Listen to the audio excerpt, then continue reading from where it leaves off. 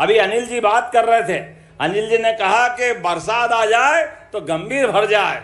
भगवान की दया, बरसात तो आना ही चाहिए, इंद्रदेव के आशीर्वाद तो मिलना ही चाहिए। लेकिन एक और बड़ी बात हो गई, अब गंभीर केवल बरसात के भरोसे रहने वाला नहीं है। बरसात आए तो बहुत अच्छा, बरसात नहीं आए तो नर्मदा जी के आशीर्वाद से जब चाहो डैम भरो, उज्जैन में जो भी विकास के काम करना हो सब करो।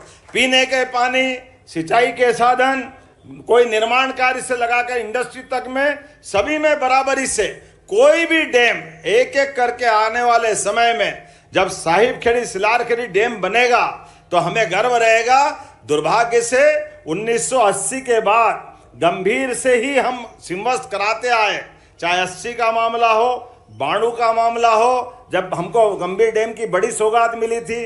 80 में तो माननीय राधेश्याम जी उपाध्याय महापौर जी के समय मिट्टी के डैम बना करके, पाइपलाइन 1 करोड़ रुपया कर्जा लेकर के पहली बार गंभीर का पानी उज्जैन आया था। 92 में पटवा जी के समय नरसिम्हा राव जी ने बड़ी सौगात दी थी और ये वर्तमान का डैम हमारा गंभीर डैम का लोकार्पण हुआ था। लेकिन उसके बाद से 2004 तक लगातार गंभीर से हम शिप्रा स्नान कराते रहे।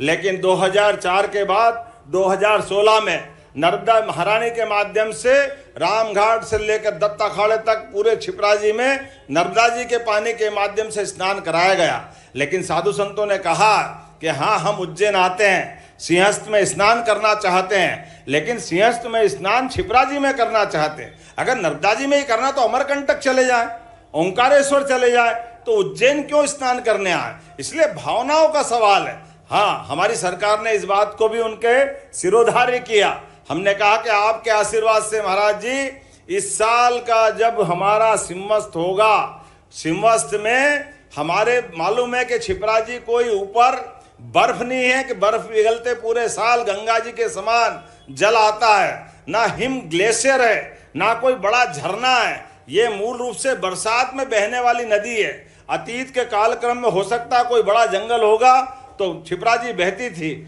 लेकिन बरसात के अलावा पानी रहता नहीं।